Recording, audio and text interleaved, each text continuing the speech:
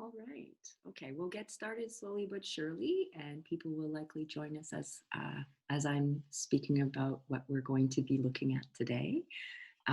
So thank you for joining us this morning. Today we will be looking at intellectual property basics for startups. This is an innovation factory session and is part of our regular roster of partners that we invite to speak on a variety of topics. So today we are welcoming Bereskin Parr, which is a longstanding partner of Innovation Factory, and they specialize in intellectual property. So I'll talk a little bit more about that as we go forward, but we welcome them. Okay, at the beginning, a few Zoom webinar tips. So you'll notice that at the start, you've been muted upon entering and your camera is not enabled. So you won't be able to enable your camera throughout this the session. However, I will be giving people permission to speak throughout the session so that you can ask your questions. Now, we do ask you during the session, if you can, use the Q&A function to type in your questions for our speakers. What's nice about that function, it's at the bottom of your screen, is you can upvote questions from other attendees. And there's also a raise hand feature that you can use to get my attention. And what it does is it nicely queues questions up and we're able to ask questions as they come in order. So if you'd like to use that, that's super helpful for us at this end. And then we can unmute your mic and you can ask your questions. Or if you're shy, I can ask them for you. That's fine. Just put them in the Q&A. Okay, so about Innovation Factory. So we're a regional innovation center.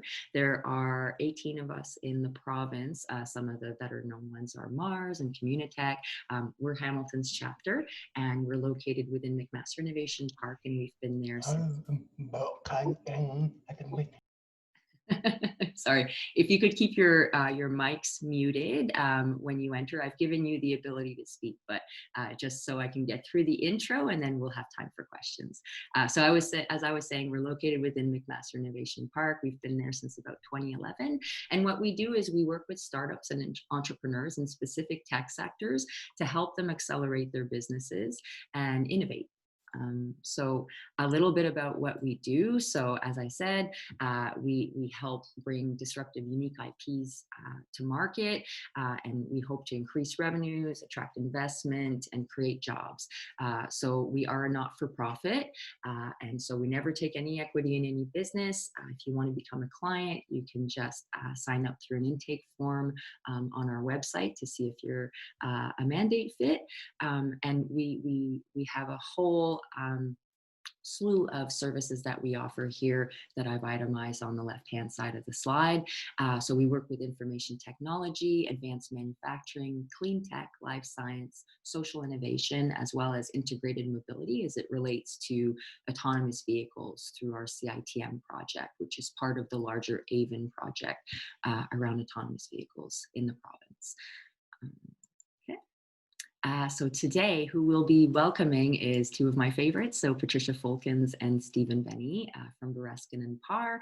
Bereskin Parr is one of Canada's leading IP law firms, so you're in very good hands today. So please think up some questions. If you have some burning ones, we welcome them. And I will mention that they have legal office hours with us monthly, and we do make direct referrals for our clients. Now, this is a client exclusive service. So if you're interested in becoming a client, just check out our website and there's an intake form.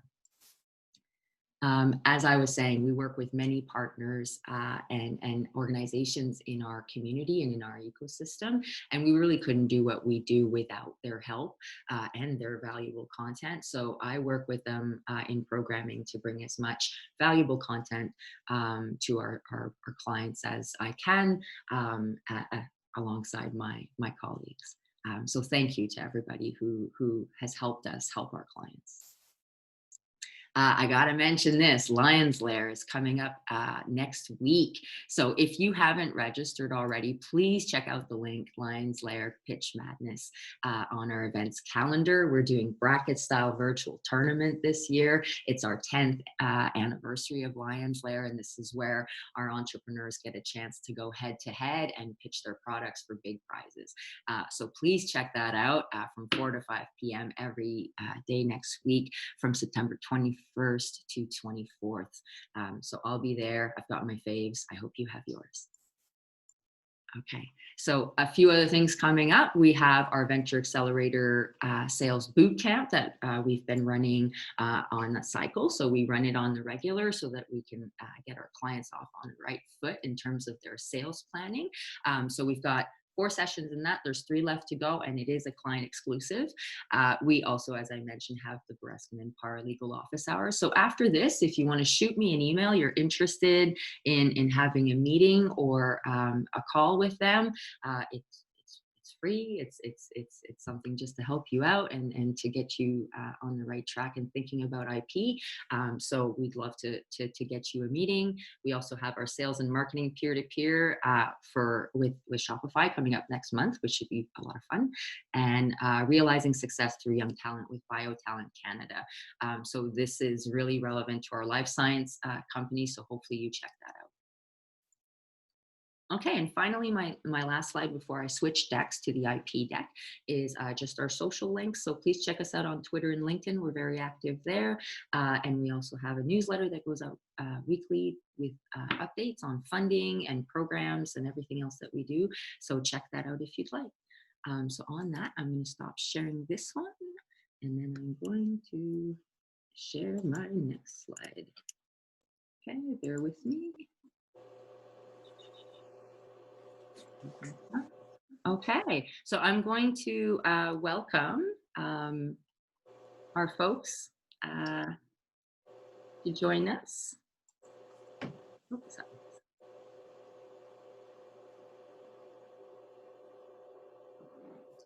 Just let me just share my screen. My apologies, folks. A little bit of technical difficulty. There we go. Okay, I'll mute myself now, and we can carry on. Okie dokie. I think I'm up next. I'm going to start. So are we good to go, Bridget? Everybody can hear me? Yes, absolutely. Okay. Where everything's good to go, are you ready to roll? Okie dokie. All right. Well, that's just the title slide. So let's move on to the next. Just want to start. Well, first, welcome everybody. Thank you for joining us today for our webinar on IP basics for startup companies. Just a quick introductory slide to say a few words about Bereskin Parr. I think it was on Bridget's slide as well. We are an intellectual property only boutique law firm that was founded in 1965. We do have physical offices in Toronto, Mississauga, Montreal, and Waterloo, although many of us, like the rest of you, are not working in those offices, at least full-time. We're working out of our houses, but that's just fine. Those are our offices. We have over 70 professionals that are patent agents, lawyers, and trademark agents. And most of those professionals do have an expertise in a specific area of technology. And we try to cover basically all areas of technology so that we can help protect your intellectual property. As Bridget mentioned, both Stephen and I will be presenting today. Stephen is, I'll say a few words of introduction. He's a managing partner and he heads up our medical devices group. And I'm also a partner in the law firm and I head up our chemical patent practice group. So Bridget, if we can go on to the next slide. So I guess we have to start and introduce what intellectual property actually is before we consider what your intellectual property is. Often described as creations of the mind, if you will, of the human mind. And those creations are ideas that can be converted or considered an asset and can be used as the basis of a company, to start a company, or they can be monetized. So it's an actual property that can be bought and sold and monetized in some way, shape, or form. So knowing that, what do you consider your intellectual property? Well, in order to figure that out, you might answer some of the questions on this slide. And that is, what do you do best? What is your area or your proposed company's area of expertise? Why would your companies choose your company over a competitor's company? That is, what is the difference? What makes you stand out? And how do you, so therefore, how do you distinguish your company from all of your competitors? So the answer to those questions will hopefully be considered your IP. And if any of those answers are important to the continued success of your business, then you may want to consider looking into various ways to protect that intellectual property. And that's what we're going to talk about today, are the different forms of intellectual property protection that are available to you. So with that, I'm going to just hand it over to Stephen to carry on. Thank you, Bridget. Patricia, next slide, Bridget.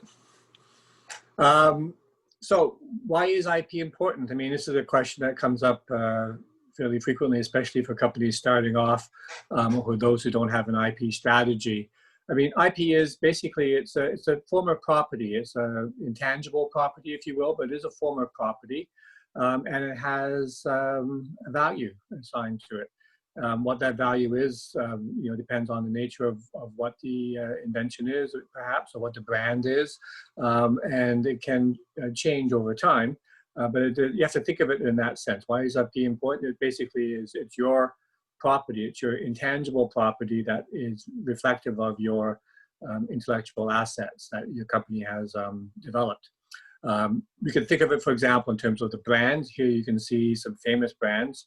And we often like to use famous companies because they're easily recognizable and people can see the intrinsic value in those names, like Amazon, Samsung, Apple, things like that. But, everybody's brand has a value and is on a slide, and you just have to evaluate where you're going to be on that slide and how I'm going to get to become one of these recognizable companies over time with your customers. And what would that value be? You have to think about that at all particular times. As a property right, IP is transferable. It's licensable. So, for example, if you have an innovation, you could sell it. For example, it could be the value of your company at the time you may want to exit, for example, or sell. Or it could be something you may want to license to other companies, a certain portion of your technology for additional revenue, maybe markets that you don't generally consider. So there's a number of aspects for IP that you need to consider, and you should always have a strategy in mind, I think, when you're looking at your IP and what's your IP, what's the value of it for my company, and where we're going to be today, where we're going to be a few years from now, and how are we going to get there. So the next slide, please. So when should you start thinking about IP? Well, if you're going to think about it from the context of a strategy and having a goal and vision, the answer is yesterday. You should be thinking about IP as soon as you're thinking about having a startup company, okay? Because what is it that is important about your company, and what are you going to be able to protect to prevent others from trying to encroach into your space? It might be your branding. It could be that you have a service, and the naming is very important. And so you want to make sure you get out there and get your name protected before squatters and others come along and then try and ransom your name when you try to trademark it, for example. It might be your technology, your innovation, and you want to make sure that you have in place patent protection or design protection or whatever might suit you, whatever you have. Again, just so that you be prepared for when competitors come along, or you need to raise investments, or just generally, for the next 5 years, how am I going to distinguish myself against my other competitors? If you don't do any kind of protection, you could be putting portions of your business, perhaps your entire business, at risk, making yourself vulnerable to competitors to come along later when they become aware of what you're doing and just walking into that space. So you always have to think about the future, and you plan today for that. Patricia and I have another slide where we actually talk about IP strategies, another presentation, a bit more advanced, and we go through a number of scenarios where we talk about companies and those which have had IP strategies and those which haven't, and you can see the benefits and whatnot for those companies that do have that particular strategy. Okay, next slide. Okay, so we're going to first talk about the different categories of IP. We'll go through those because this is basically an IP basics talk. And we'll start off with what I would call the consumer-facing IP. So there's certain IP is what the consumers really see, and trademark and branding and designs is one of those.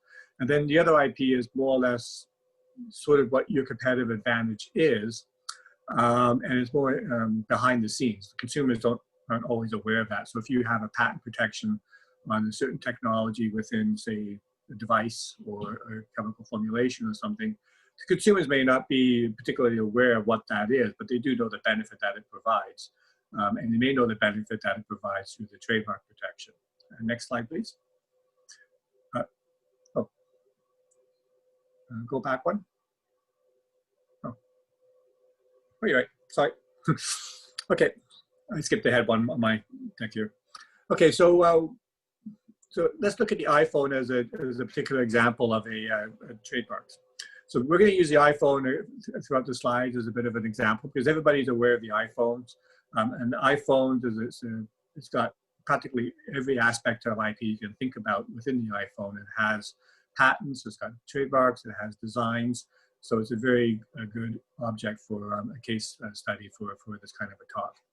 So when you look at trademarks, iPhone is obviously the trademark. But when you see here this particular slide, you can see that Apple have protected a number of variations of iPhone. You have the iPhone word mark. You can see that is a highlighted one. You can see 2 iPhone word marks have been registered. You may ask yourself, why is that? It's because you register trademarks for goods or you register them for services. And there's a number of classifications within the goods category, and there's a number of classifications within the service category.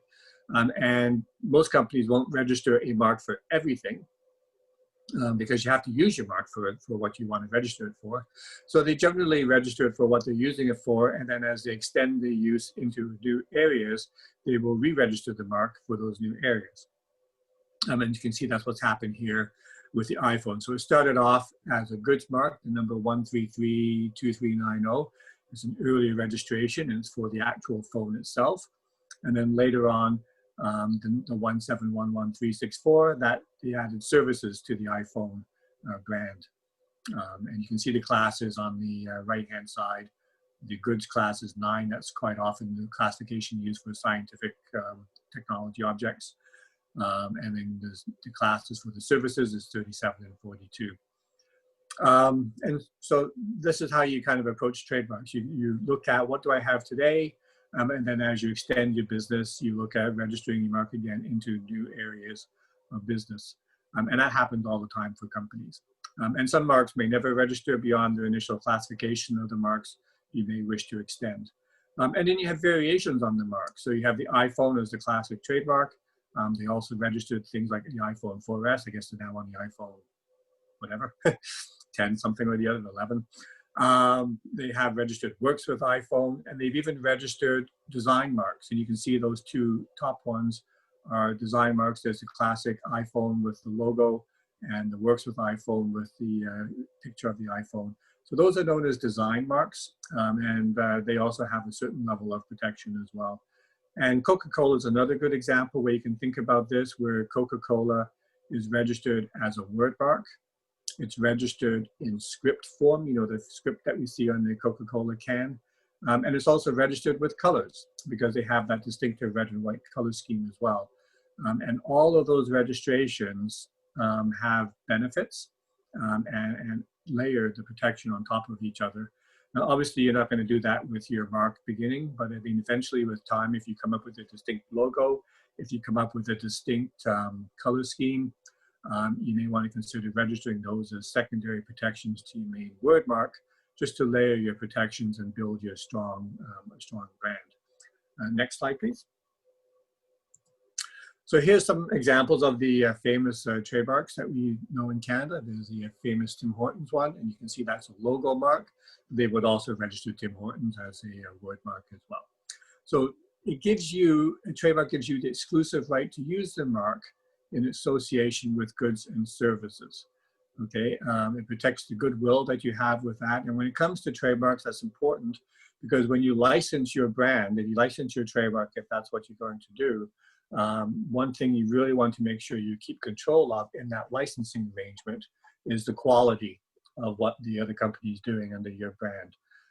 So if you are in the business of licensing your brand, maybe franchising, or you're looking at something, some kind of certification program or something like that, where you will allow your mark to be used by others, you do want to make sure within those license agreements that you have a good clauses to allow you to monitor the quality of the company that's using your brand, because you don't want anything that would diminish the goodwill that you've built up in the quality of your services and products that you have as well. Okay, so that's very important. And one thing, you know, trademarks, when it comes to trademarks, we have, as long as the mark can be distinctive, you can keep using that. And what does that mean? Well, there's some marks which have actually moved into the common language. So for example, escalator used to be a trademark, but over time it became so associated with escalators that the mark left becoming a trademark and actually became a common English word.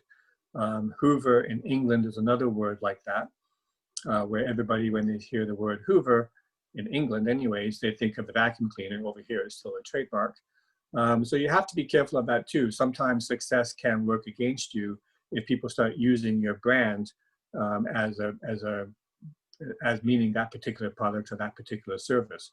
A good example is Kleenex, where a lot of people used to say, still do say a little bit, you know, pass me a Kleenex, even if you pass them another kind of brand tissue.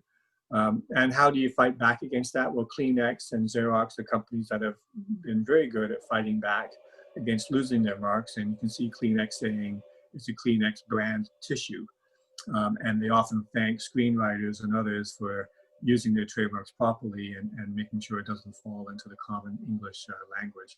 Now, that's not a problem you're going to have when you're starting off. It's a problem that happens when you become extremely successful and people start associating your brand with your product. And the most recent one, which is falling into that, is Google. Google is so successful that people say Google this, Google that, and using it as a verb. And really, it's in danger in becoming basically a common English word. So Google has to deal with that. And that's probably why they rebranded the company a little bit as Alphabet, in part because of that recognition of the trademark becoming a common English word. So what's the difference between a registration and a common law mark? People may ask that question. You can start using your trademark as soon as you feel confident that you're not going to be infringing someone else's trademark. So I would recommend you do some searching to make sure you're not infringing someone else's marks. But once you're past that threshold, if you have a brand that you're using with your company, by all means, start using the TM. Okay, that TM logo that you see there. That means I'm using my mark as a trademark. And you're putting people on notice about that. That's called common law usage. And it gives you some limited rights in your trademark. And you use your trademarks as an adjective, if you will. So you might say, I don't know, you know, iPhone smartphones or something like that. So it's an adjective use, and you would have your trademark, and you can put it at TM there, and then basically it gives you that limited right. Now, the common law rights basically extend to where you are using your mark territorially and where people know of it. So if you're using your brand in, say, the Hamilton region or the Southern Ontario region, and people are aware of you there, that's good. You've got common law rights there. But in Vancouver, for example, you may not be known and your rights wouldn't extend that far. So if someone was to use your same mark and they didn't steal your mark in Vancouver, they would be able to do so, and you wouldn't be able to do anything about that under common law. The way you prevent that is you apply for a registration with the Trademark Office. You then get a federal right, and that's when you can then move to the R in a circle, and that will then extend your brand basically across the country, so long as you're the first one, and you should be fine from that. So that's why we usually recommend start using your mark, start using with the TM designation, but within a fairly short order, you want to go for the registration if you can. It gives you that federal rights and basically will allow you to not have to worry about someone popping up and using your mark and not being able to do anything about that. So we do recommend trademark registration for that. Canada, EU, US, generally trademarks will last for 10 years, but you can renew them forever. So as long as you're using your mark, you can keep on using it.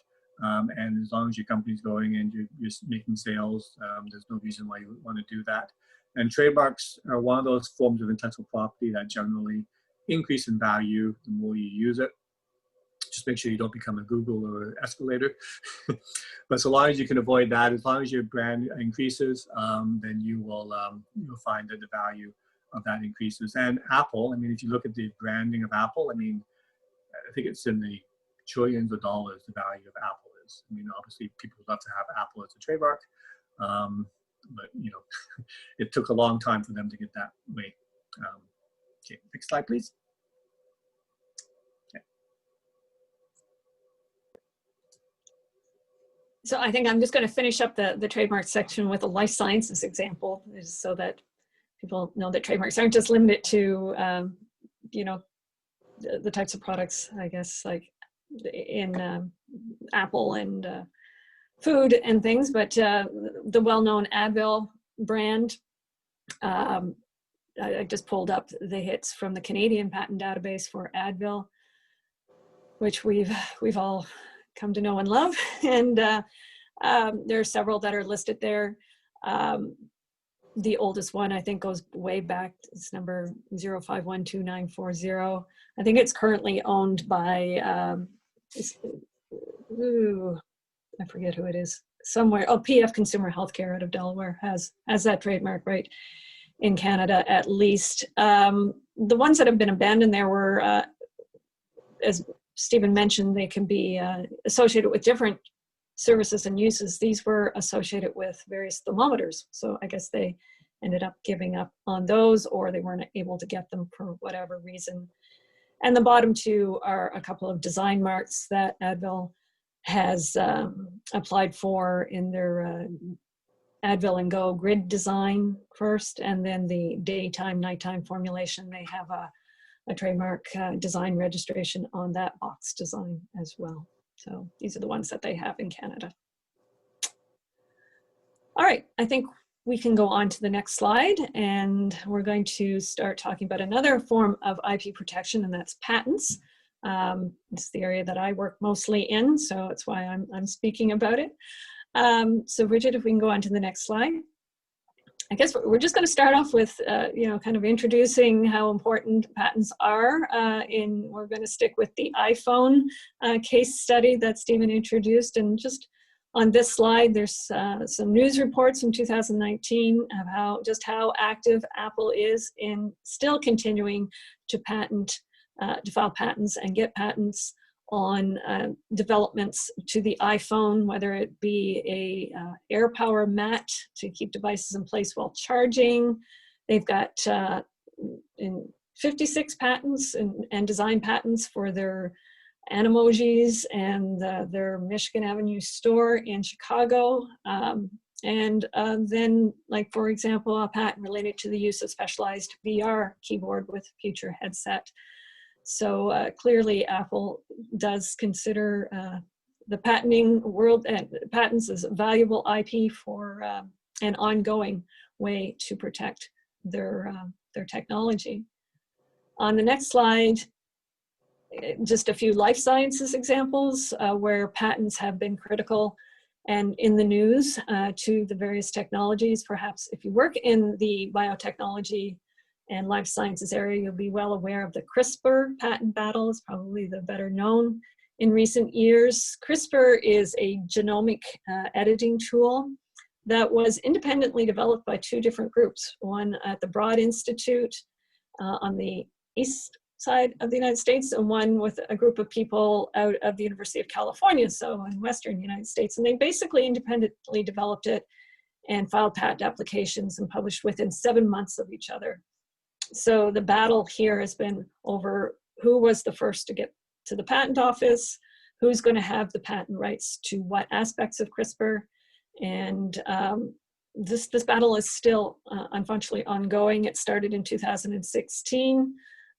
It does seem like the University of California, well, Broad was given priority initially, but only for certain aspects of CRISPR technology applied that may not have included, no, sorry, Broad was the one that was the first to show that it worked in eukaryotic cells, which is important, obviously, for human therapeutics.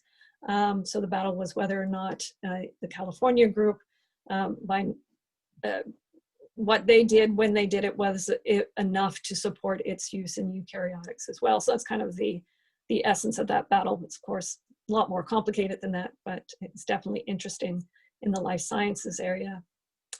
Of relevance today, obviously, is treatments for COVID-19. So I have to throw up a patent story around remdesivir, which is Gilead's drug, which has shown some early promise as a potential therapeutic for treating COVID-19. Gilead developed this particular drug as an antiviral agent to treat Ebola, and its original patent applications filed 6 or 7 years ago were for the molecule itself and for methods of treating Ebola-type viral infections. These patent applications are still in force and still pending, and because Gilead does have claims to the drug itself, absent any limitations on what it's being used for, they do still have very valuable claims that can protect the use of remdesivir to treat COVID-19. So just going on to the next slide, Bridget, to get into what is a patent right. So patents basically are the patent bargain, if you will, that everybody talks about. It's a monopoly, a time-limited monopoly that's granted to the patent owner in exchange for public disclosure of the invention. So the disclosure actually is in the form of a patent application that does become public information 18 months after you file it. And so the thought is, and the whole, I guess, meaning around this patent bargain is that by publicly disclosing the invention in the patent application will allow others to see how this invention was made and how it works, and maybe more innovation can happen in that area. And so this is meant to promote innovation, but also in exchange for this disclosure, the original inventor of the patent, of the invention and the filer of the patent does have this time-limited monopoly that prevents others from making, using, or selling the invention that they've patented. As I mentioned, it's time-limited. In most countries, that time is 20 years from their filing date. We have to keep in mind that if you do independently develop the same invention, that doesn't mean that you are automatically going to be able to use that invention. So you have to keep in mind that other people may have already come up with that same idea and filed a patent application. So this is called freedom to operate. So you have to be worried about whether or not you would be infringing somebody else's patented invention when you go to sell yours. So independent development is no defense to patent infringement. You do have to keep that in mind. However, conversely, if you do have a patent protection and somebody else is able to reverse engineer your invention, that does protect you from those people being able to copy your ideas and sell it and make it as well. So Bridget, the next slide, please. I guess we're going on to industrial designs and back to Stephen. Right.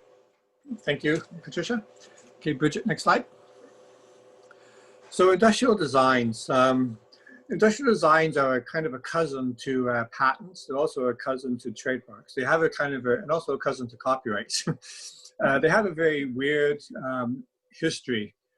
In Canada, designs are carved out by a separate act. In the United States, designs are part of the US Patent Act.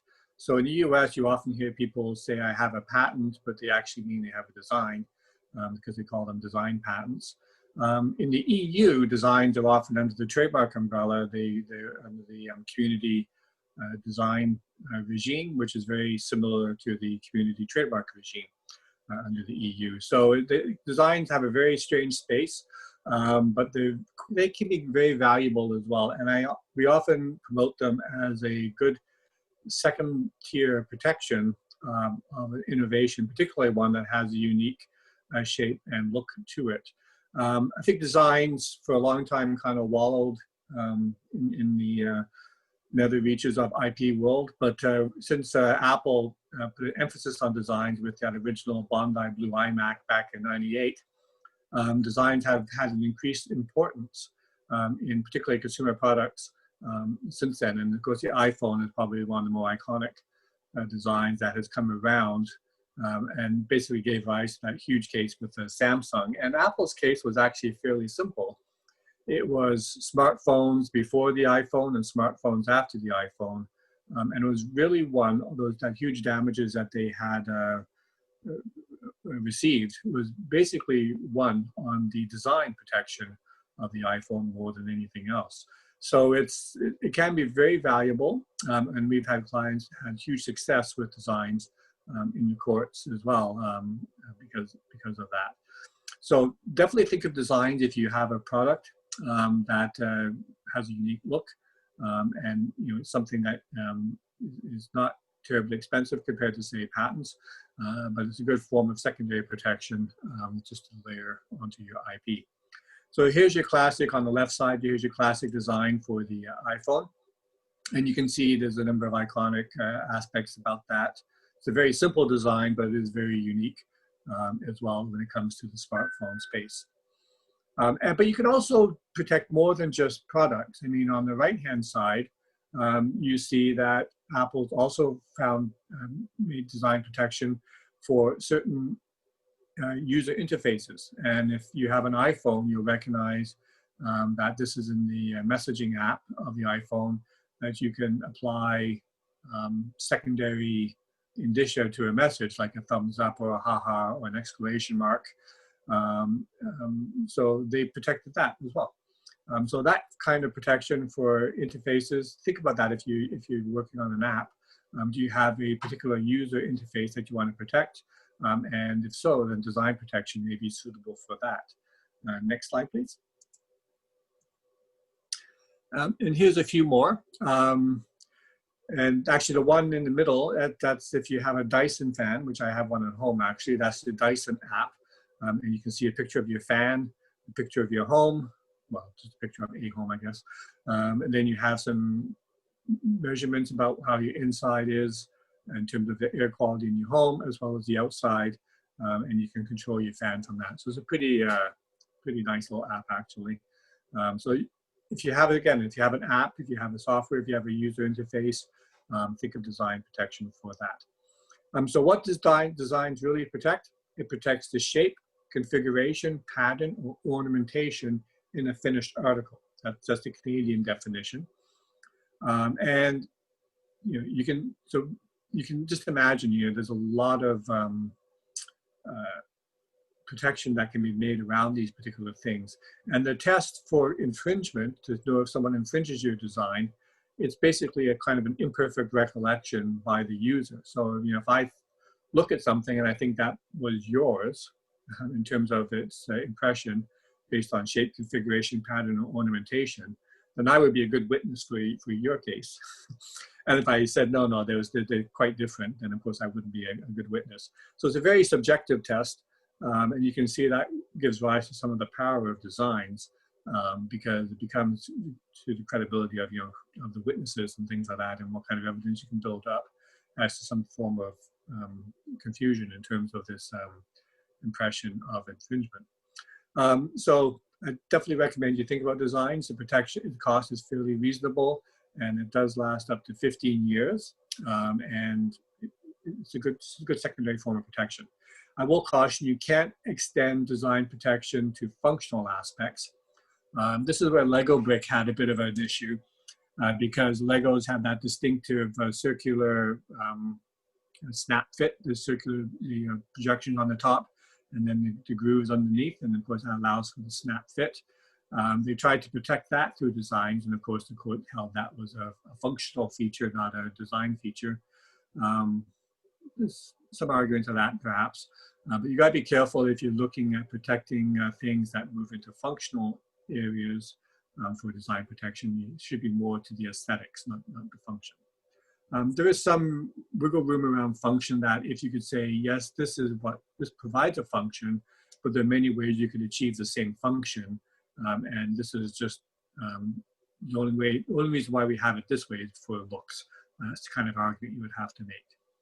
So, that was something to think about, but definitely given the cost of protection and the value it has, I mean, my recommendation would be if you have a product or an app with a user interface that you're quite happy with, and you're going to go to market with that, then definitely consider designs at that time. Designs are very similar to patents, unlike trademarks. Remember I mentioned trademarks, you can use your mark before you register. We'll talk about this a little bit later, but designs are very much like patents, and you want to register before you publicly disclose it. So although designs can be viewed similar to trademarks, don't mix them up in that respect. Think of them more in terms of patents when it comes to those, when it comes to disclosure. We'll talk about that a little bit later. Okay, next slide, please. All right, trade secrets. Next slide. We don't know what they are. No, we know what they are, but we don't know what they are, if you know what I mean. Because if we knew what they are, they wouldn't be a trade secret. So what's the best trade secrets? Well, the best trade secrets are things that we can't talk about. Well, we can talk about them in a little bit. Next slide, please. There are some well-known trade secrets. I mean, the Coca-Cola formula is a great trade secret. It's been around for a long, long, long time. And no one, although people have come close, and even though people know the ingredients of the Coca-Cola bottle, because you have to do that for consumer food products, no one's been able to recreate that flavor, okay? So when you have an item like that where you cannot recreate it, and no matter how much people can, even if they know what's in it, they can't recreate it. That's where you get into perfect areas for trade secrets. The Kentucky Fried Chicken batter as well is also another trade secret. And how do you protect trade secrets? It's really in how you set up your company to keep the information secret. I have heard that for Coca-Cola, not one person, not one single person knows the formula, like how they put it together for Coca-Cola. Individual people know individual components, and they are not allowed to communicate with each other. So that way, if any one person leaves, they won't be taking the whole formula with them. So you have to think about that. If trade secret is how you're going to be approaching your innovation, how are you going to ensure that it remains secret? And what are your weak points? And that's the danger of trade secrets. It's really that, how well can you set something up like that? Next slide, please.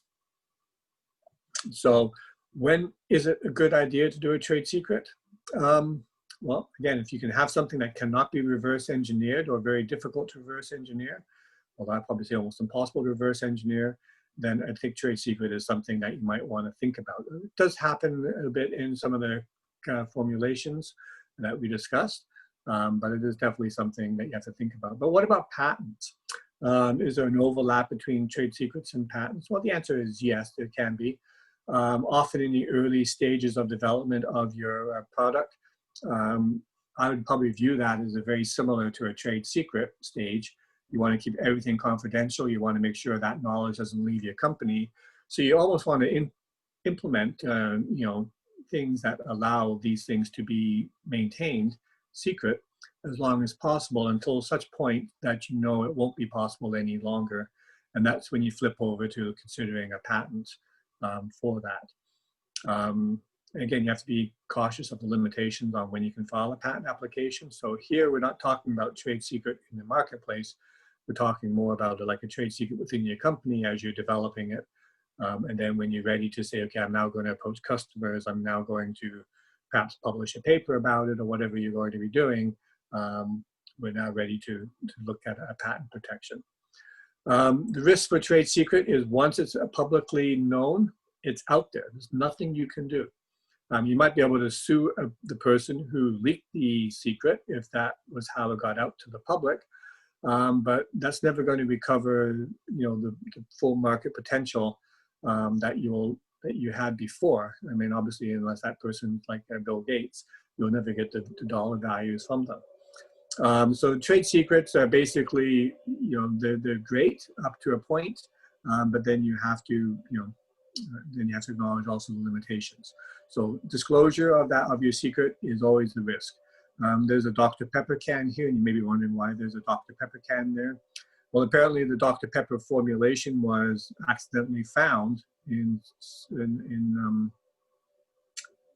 someone, anyway, somehow accidentally got out there. I can't remember exactly how it got out there.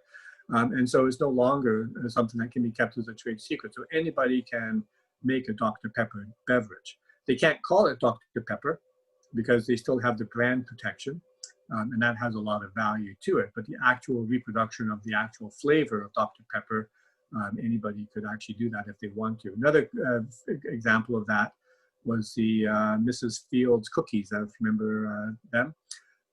They were very famous at one point. They had that nice soft texture, but then the recipe was found, I think it was in a flea market in a book.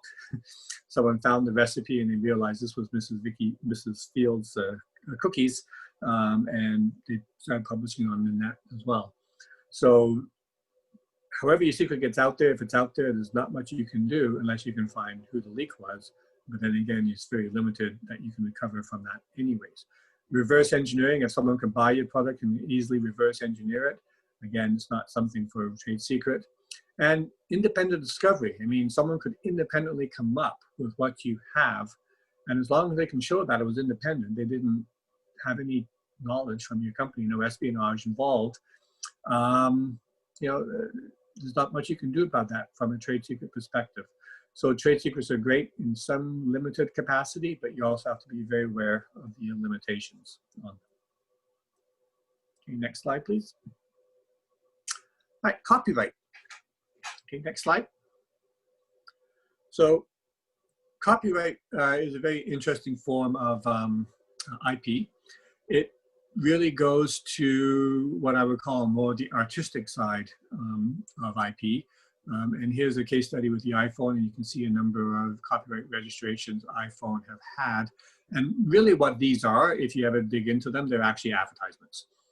Okay, so it's the advertising aspect that they've copyrighted for these iPhones. Next slide, please. So what is copyright? Well, copyright is actually in the name. Copyright is the right to copy. So who has the right to copy what you've come up with? Well, that's up to you to control, basically. So it gives you the exclusive right to produce that work if you have the copyright, but no one else can without getting permission from you. It can be in whole or part of the work. It's usually, we think of the artistic side of the thing. So it could be, for example, drawings, pictures, movies, songs. And you might be wondering, how does this apply to a startup company, for example? Well, it does actually, because in terms of your web layout content, you may have creative aspects there, and copyright would apply to that. Do you have a logo? Who came up with that logo? Whoever came up with that logo may have copyright in what they drew, and so do you have the right to use that? So you have to think about these kind of things when you think about copyright. The most important aspect about copyright is who is the author and who is the owner. And this is where most people run afoul of copyright, is they often don't think about that. They think, well, I bought this logo, but did they actually buy the logo for a particular use? Or did they buy the logo for all uses? And so you want to make sure you have in your agreements, if you have someone do creative processes for you, that if you're paying them, that they agree that everything that they have come up with is fully owned by you to do with as you will.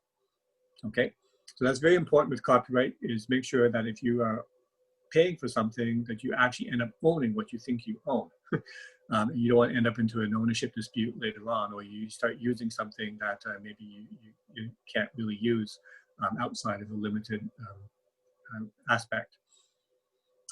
These things are often not much of an issue at the very get-go because there's very little value in these things. But you can imagine if your company takes off and you have a particular design associated with it, and then and that starts becoming valuable, then people have a bit more interest in, like, hey, I created that design and I was paid $50. Maybe more can be given to me now. So that's where you got to be very careful and always get these things sorted out up front when things are not, the value is not really there, and people are talking. That's the best time to have these discussions and get everything worked out. The Nike swoosh was created by somebody, became a trademark, and there was some discussions about who actually owns that, and eventually I think Nike had to pay someone for that. So it's very interesting to keep that in mind at the early stages. So here's some good examples of copyright, and of course there's that famous one of the monkey doing the selfie and who owns that. We'll get into that. It's a little more interesting discussion. The copyrights also have a very long lifetime. It's life of the author plus 50 years, and it's 70 years in the US. So you can imagine outstanding copyright issues. If they're not addressed, they can haunt you for a long, long period of time. Okay, next slide. Actually, Stephen and Patricia, we have a question from Alain in the chat. Now Okay. he is hearing impaired, so I'm going to read it out. But I would like if one of you can actually also type out the answer in the chat to this attendee, just so that he can read it. Okay. So the question is, and we'll answer it out loud as well for those listening in.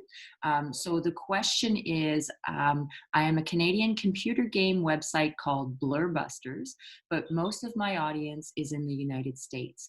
Do I need to register my trademark in USA or in Canada or both?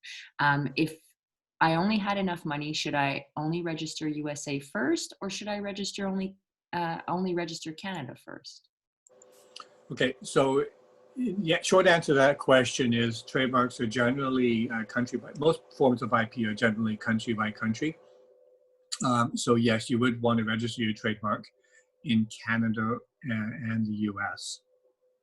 And in terms of the money aspect, you'd have to look at that first to see if you are using it in Canada, you may want to register it there first, or if you're using it only in the US, you may want to register it there first. That's something you were going to have to, I would take a look at that and evaluate which one you should do first based on your situation. So I'll type that answer now. Yes, thank you for that. Okay, and while maybe Patricia can then move on to the other slide. Yeah, and also as I mentioned before, Alain, if you're a client of Innovation Factory, you can actually request office hour meeting with Bereskin Parr to get into your questions. Those are happening next Friday. So I'll put that in the notes as well so that he can read it. Okay, so thank you for doing that, Stephen. I'm going to change to the next slide now. Oh, we got another question, I think. Oh, okay. We've got another question if someone wants to answer it while Stephen types this in. So from Sean, does copyright protect photo documentation of a design? For example, I design a playground and another company takes their own photos of the project and presents it on their website. Oh no. And that's not nice. So Patricia, are you able to take that one? Actually, I'm going to have to defer to Stephen? Okay, just to Stephen, yeah. No trouble, no trouble. So we'll answer it live. Stephen, I'll let you take that question once you're done typing that in, if that's okay. Yeah, that's fine. My typing is not that fast. What was the question again? Okay, and Sean says we can also wait till the end of the presentation. So we're happy to do that. So maybe we'll do that, Sean, if we're going into final remarks. Okay, that's fine, because yeah, Patricia could do the next set of slides while I finish typing this. Okay, no, this is good. This is good. Thank you for your questions, folks. We'll get to them. Okay, just one sec.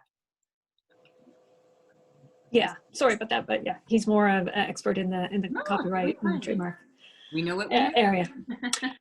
So yeah, we'll address that at the very end. I want to make sure you get the right answer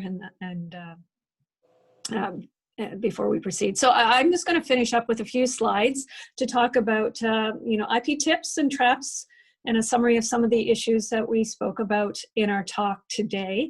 So next slide, please.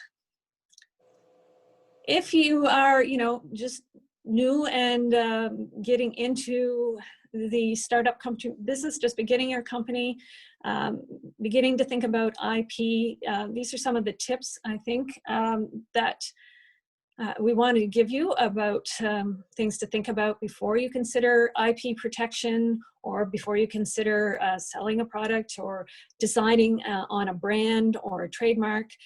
So in particular with trademarks, as Stephen mentioned, it's okay if you use your trademark before you file for trademark protection, if you register it. But it's not okay if somebody else has used a similar or the same trademark to identify their product, which is similar to you. So before you invest a lot of money in your branding and in products and design that are going to use a specific trademark, we do recommend that trademark clearance searches be used to identify any risk with the trademark or the brand that you have identified. And the various there are databases available for, I'm showing the Canadian trademark database that you can use as an initial search engine to type in the trademark that you want to use and see if anybody else is using it as well. The US Patent Office also has trademark database. So, but of course, once you get through that initial clearance search yourself, you may also want to contact one of us or another trademark agent to just confirm before, as I said, you invest a lot of money into branding that you are going to be able to use that trademark that you want to use. With respect to patents, however, and industrial designs, it is key that there be no other prior disclosure of the invention that you want to patent out there by yourself and by anybody else. So one of the criteria for getting a patent is that it be new.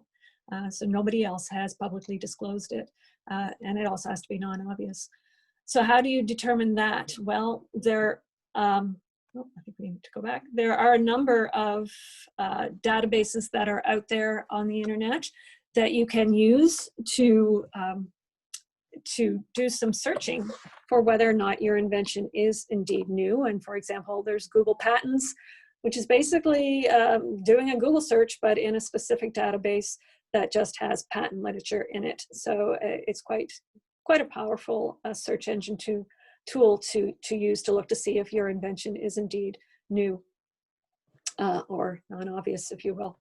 The patent offices also have free databases that you can use. There's Canadian Patent Office, US Patent Office, and the European Patent Office, and the World Intellectual Property Office has also got a database. So you can search any one of these, and their search engines are fairly straightforward and user-friendly to use. Of course, you also have to be concerned about just general literature that's out there, not just the patent literature. So you can do Google searches, or if you have PubChem or PubMed or any type of free online databases can be used just to see if perhaps somebody else has come up with the same idea that you've come up with. So we do recommend that you do that before you start considering whether or not you have some valuable IP that you need to look into protecting. So we're already up on the next slide. So, oh, no, go back one, Bridget. There we go. So in terms of patentability and so filing a patent application, as I mentioned, your invention has to be new. It has to be, and the industrial design has to be new and not disclosed by others, but also not by yourself as well.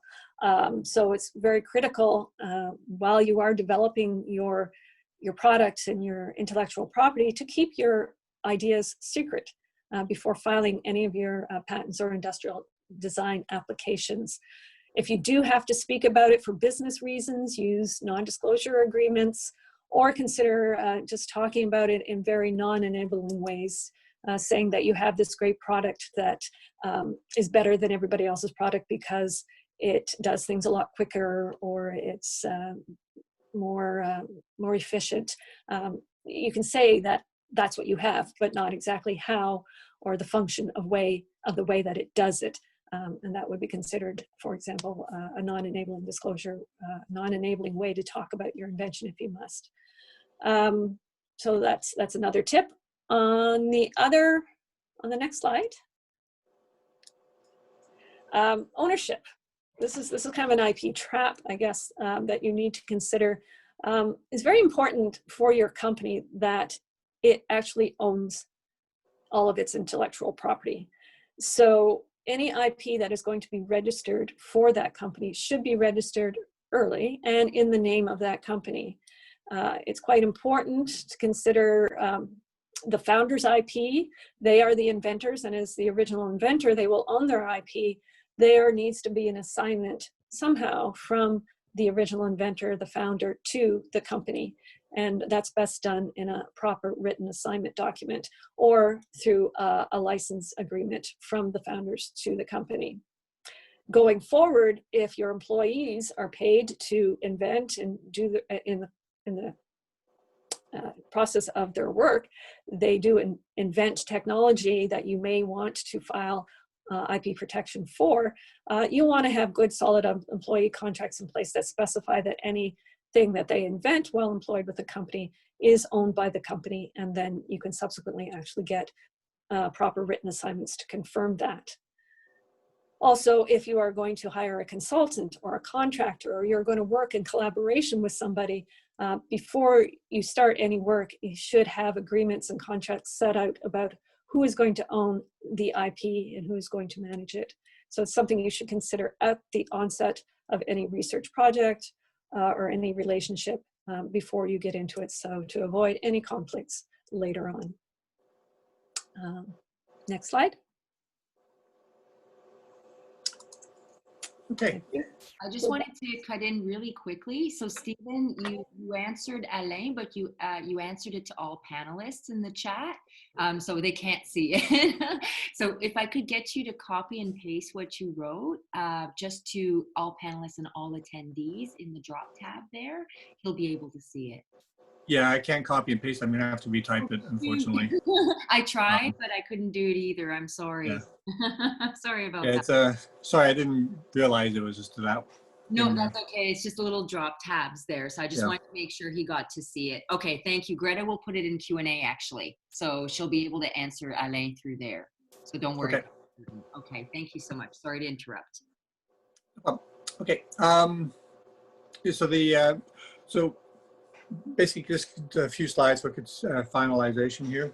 So, IP it's basically, it's the IP strategy is what you want to have, and it's got to be part of your successful business. I know there's a lot of things that make a business, including the team, including the nature of the innovation, but you have to put IP strategy in there as well as part of that, just to figure out, where we're going to go. At the end of the day, for companies, I mean, IP, can be the only valuable asset when it comes time to make a sale for the company. We've seen that in Canada with Nortel when they finally went under, and BlackBerry as well. I mean, the assets of there was mainly the patents. So you think about that in terms of what are my valuable assets and what do I need to protect that. But where are you in your stage of your company? Are you at the early stages? Are you looking to attract investors? Are you looking to protect your goodwill? Are you looking to commercialize your products? Do you have licensing in mind? What are your goals? I mean, all these things should be on the table, and you should be talking to your IP advisor about those things early on, so the IP can be tailored to try and achieve those goals, not just today, but think about like 5 years from now. Like, where do you plan on being 5 years from now, and how are we going to get there? On the IP strategy session that Patricia and I do, we talk about companies that clearly think 5 years in the future. Like, you know, today we have this, but 5 years from now we want to have this, and how are we going to get there? And then you can see them working their way in the early stages, filing things that you may think, well, why are they doing this? It doesn't make sense. But when you see where they've gone, you realize, oh yeah, okay, that's why they did that, because they were trying to achieve an ultimate goal. So you have to think that way. You have to think strategically, like where I'm going to be.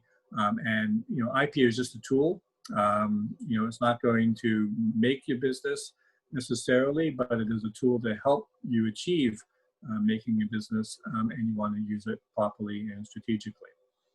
Okay, next slide. So here's a general overview of the various forms of IP we talked about. In terms of the slides here, you can see that we've kind of scaled out the forms, patents, designs, copyrights, trademarks, and trade secrets, giving you some of the idea of the terms that we talked about, what it protects, some examples, and give you an idea of some of the dollar values. The patents obviously is the most expensive form of IP, and the copyrights can generally be inexpensive. This is the registration side. I will say copyrights can be inexpensive, but if you want to get a good copyright agreement in place to make sure the ownership and things is worked out, and maybe something you may want to go forward, you want to spend a little bit of time and money on that to make sure it's, it's a good one. Designs and trademarks are very similar in costs, and I do recommend you consider those because in the grand scheme of things, the cost for those is not terribly high. So you do want to consider those as well. I think that's it for our slides. We're now moving into the question period. Okay, so we did have that question in Q&A. Okay. So the question from Sean, and Sean, actually, you have the ability to unmute yourself. So I'm going to read your question, but if you want to like unmute yourself to actually chat with folks here, you can do that. So the question was, does copyright protect photo documentation of a design? For example, I design a playground and another company takes their own photos of the project and presents it on their website. So, yeah, it's just an interesting question. So if you design the playground, you have the copyright in that design of the playground. If they take the photos, they may have copyright in that photos, not necessarily of the underlying thing below there. So this is where it can get fairly complicated. And then it also gets into what they're doing with the photos. So if they're just putting it on their website to show, you know, here's an example of a design that we have, or here's an example of a playground that we have, and there's really no commercial value to it, there may be no harm as well.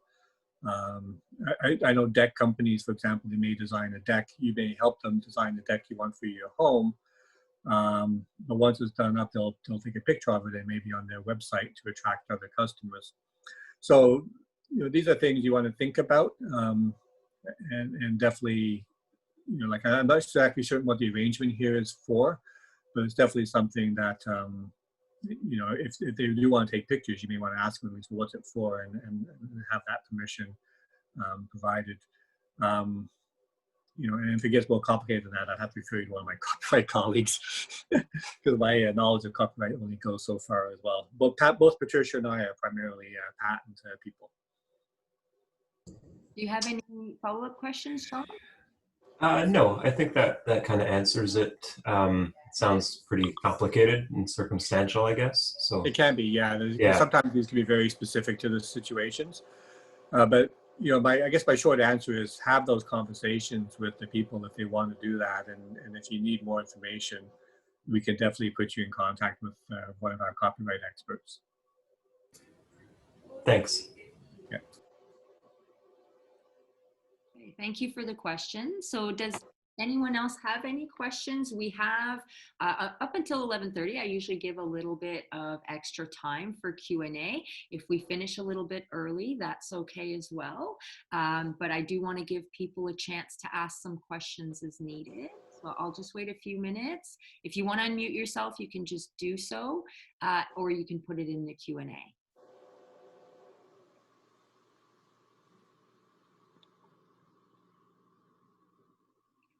if there are no questions, sometimes it takes people a minute to type. I understand that. Oh, I see a raised hand. So Natalie, go ahead, unmute yourself. You can ask your question directly.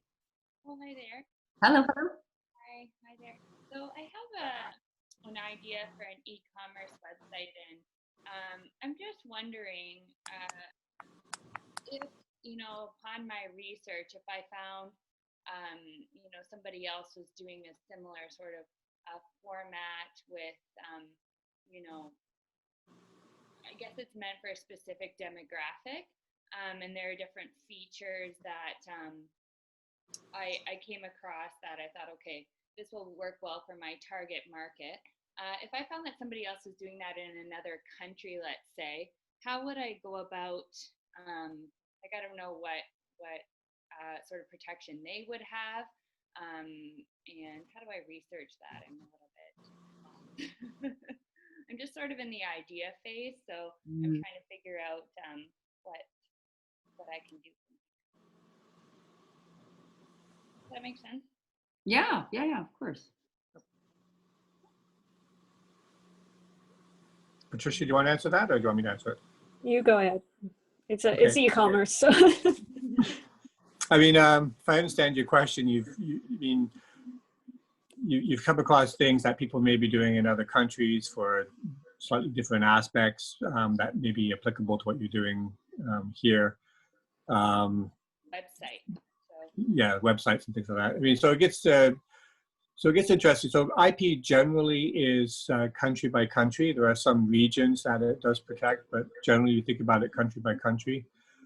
If someone is doing something in another country and they only have protection in that other country, you may not have to worry about it in Canada and the US, for example, in terms of you being able to use it. So that's one thing to keep in mind. The second, so there's two aspects to all of these things. One is, can I use my product or service in the markets that I want? And the other thing is, can I protect my products and services in the markets that I want? And those are actually separate questions. So in terms of the can I use it, that means that's really looking at what other people have, and do they have rights that you may be infringing, and what, do I have to worry about that and whatnot. That's a difficult question to assess and can be actually very expensive. So how much companies invest in that depends on a little bit about how much they're willing to spend in the launch of their own products and how willing they're willing to change should something come along that maybe prevents them from doing something. So you have to think about it in that sense. But if someone has something in another country and you investigate and they have no patents in that country, or they have no patents in Canada or the US, that means you're free to use it. Now, in terms of whether or not you can protect it, chances are no, because you have to be an inventor of something, and you also have to go back to what Patricia was talking about, it has to be also new and unobvious as well. So there has to be no disclosure of it before you came up with it and filed the patent application. So from an inventorship point of view, you wouldn't be able to protect that if someone else had done it in another country and it was publicly out there. Yeah, because it was something that I had come up with myself and then had stumbled across that somebody, across the world had come up with something similar. So yeah, so that's a fairly common analysis that Patricia and I deal with regularly. That goes into the analysis of whether what you have is new, or perhaps more likely, how obvious is it based on that prior disclosure. And that's something that, there's no clear answer. We'd have to look at what was out there, what you come up with, and then see if there's a difference that we can claim. And then you have to kind of evaluate, is that difference worthwhile to go through the expense of going forward with the patent application, for example. So it is kind of that kind of analysis that has to be done. I will say a lot of companies, they usually look at newness and utility. Utility, we didn't talk about that too much, but is your invention useful?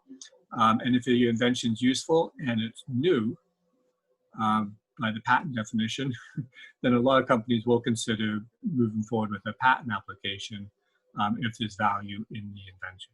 Okay, so it's possible that they might have a patent here for it, even though it's not based here or being used here Yep. yet. Yeah, it's quite possible they may have filed something in Canada, and that's something that we could check as well if it's available. Now, the only caution I will say is when it comes to patents, when it comes to the patent databases, is we are generally limited to what's available more than 18 months ago. So when you file a patent application, it's usually confidential for a period of 18 months. So when you look at patent databases, there's an 18-month blackout period, if you will, where we don't know what's been filed within the last 18 months. There's some limited exceptions to that, but generally that's something we have to be aware of. All companies are in that same boat, though. Okay, so I guess I should book an individual consultation. Mm-hmm. Okay, all right, thank you. Okay. Thank you for those great questions, and thank you, Stephen, for answering that. If anybody else has any questions, feel free to just unmute yourself and you can ask.